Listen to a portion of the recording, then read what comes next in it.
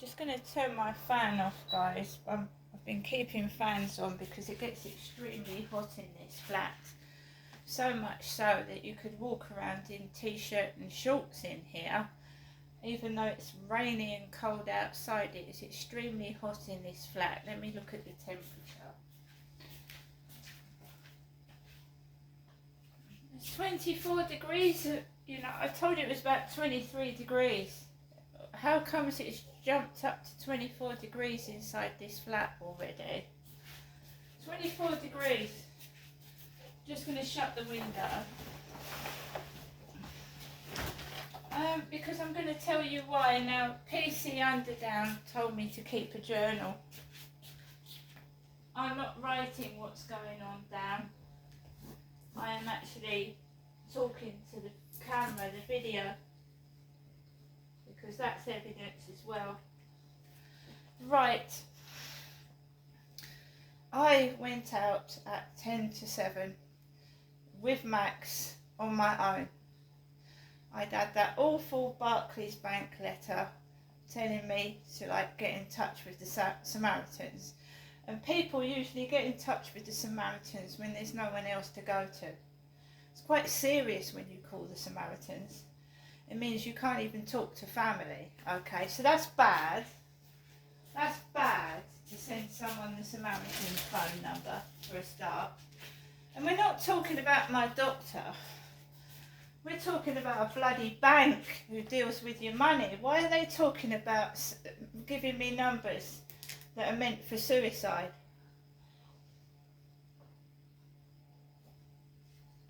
Right?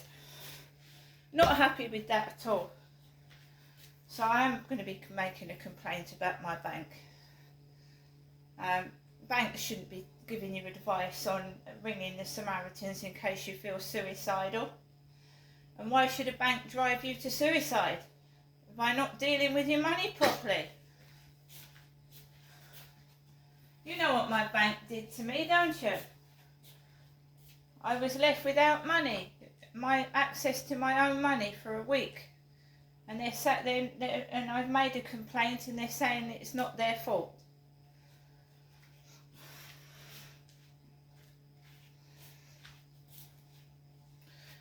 Fair enough. We'll see what the Ombudsman says. And if the Ombudsman agrees with them, like the Ombudsman did when they took my child into care, then we know there's something fishy going on, won't we? And this is all to do with sex. Sex and some pervert that's obsessed with Crystal's boobies, breasts. So I went out at 10 to 6. I haven't heard from the pervert for quite a while. We had a message this morning from a cute blonde. And I'm a salt and pepper middle-aged lady. And I'm really not interested in cute blondes. At all. So basically, I am feeling fragile, frazzled, fed up. I want to move, and I can't because there's no properties available at the moment. So I just have to wait, won't I, and put up with this crap for a little bit longer. I've put up with it for 4 years already. Doesn't much matter, does it? And it doesn't matter where you move to, whether you've got a fucking place on the moon. Someone would still come up there and try and destroy my happiness. They would. Because they're obsessed and they've got a grudge. And when someone's got a grudge, it's like an itch you can't scratch. You cannot stop.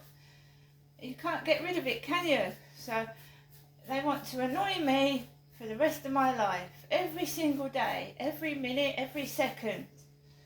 And they think the best way to do that is to keep obsessing about sex. Talking about sex. The size of their fucking cock, the size of my tits. Just nuts. They're completely bonkers. When you get to my age, you're lucky if everything works, guys. Seriously.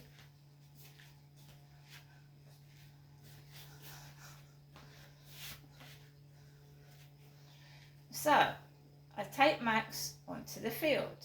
and there's two men. There's one in front, there's one behind.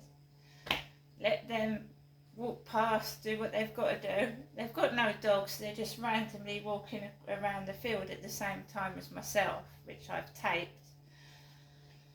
Then this woman with a white baseball cap, about my size, walks past me with a dog. I'm just keeping myself to myself, minding my own business. Then this blonde, young blonde in her 20s, starts jogging past me, and she coughs. She's got earphones on, and she coughs. She goes, like him upstairs. Makes me feel awful, doesn't it? A dog starts barking in the distance.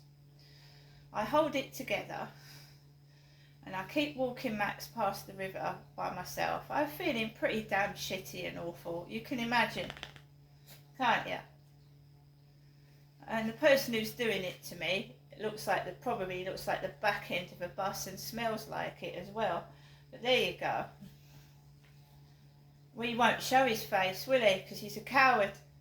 He lets me get all the shit while he just stays in the background hiding his face because he's ashamed of himself. Obviously. Otherwise he wouldn't let a woman go through all this shit, would he? Dirty little coward. So, just getting up to the field, I've got car headlights in my face, 4 black people coming towards me in a row. I wait till they get off. I put all these cars and the exhaust fumes and the lights in my face. When I'm coming off the field, I'm feeling pretty dire. I'm in a pretty mentally bad place. But I don't get cross and I don't get upset because I know that what this person wants is to drag me to the depths of depravity, make me feel horrible about myself. Now my skin is perfect for my age, my teeth aren't black with smoking, and I haven't got a police record. I haven't. So what this dirty prick wants to do is turn me into a sack of shit. You know, wants me to smoke, drink, take all my clothes off, and become a free prostitute, whore, tart, whatever you like, and it's not happening.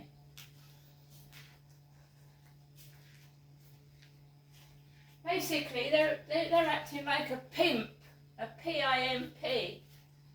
A pimp is someone that prostitutes women off and gets money for doing it while they give the poor prostitute not even enough for a meal to eat. So, they usually rob the poor prostitute of all her money, make her work for nothing and beat her up. Some of them do. Pimps. So when I came back, I walked past some laughing men outside the travel lodge. Really lovely looking blokes staying at the travel lodge this evening. Laughing with their mobile phones. I walked past all that. Walked around the back of the flats and into the flat because I'm keeping a low profile and I don't want that fucking dog to start barking when I'm coming home. I don't want that dog to start fucking drawing attention to myself. So I'm keeping away from it from the time being. It doesn't mean I'm scared though. And if there is another confrontation, I'll deal with it. But it doesn't mean I'm frightened, because I'm not. I came into my flat. He wasn't in upstairs, but I'd been getting a barrage of messages from Flirt Finder about my booby-doos. My boobies. What size are they? They're feeling horny, and I fucking can't stand that word horny. The so-and-so's feeling horny, guys. Then he scrapes the fucking ceiling above my... I'm in the middle of choosing a Netflix film. and the guy upstairs scrapes what sounds like a table. And I was on the phone to that so-called police officer for half an hour, and it set my fucking exposed root off. And he's just come in and he's slid the table across the fucking ceiling. And I'm getting these messages, right? And I told you, what do they want to do? They want to grind you down. They want to make you feel horrible about yourself. And then they start asking for pictures. And it hasn't happened for since I got rid of that Sean character. So now they think that they've wound me down again. They think they've ground me down again. And they're starting again. Hi, what size are your boobs?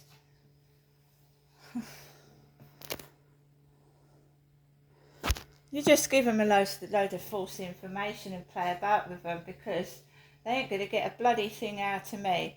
And they're a sadist prick. They're a sadist.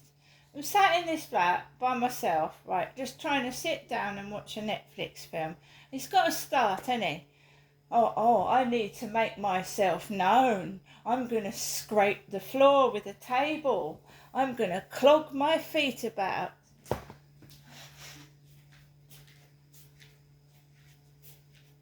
So sad. It's sad. Now, when you look outside, everybody's lights are off. And their curtains and blinds are drawn because it's getting dark early.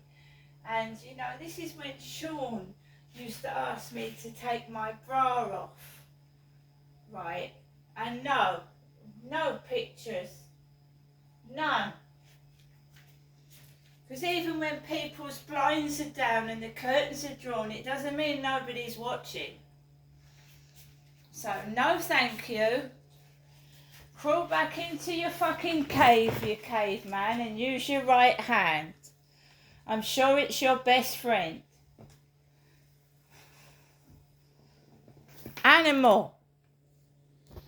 Whoever it is a fucking lunatic animal. Grinding a woman down, making her life a misery so he can pleasure himself. What a dirty, disgusting vermin.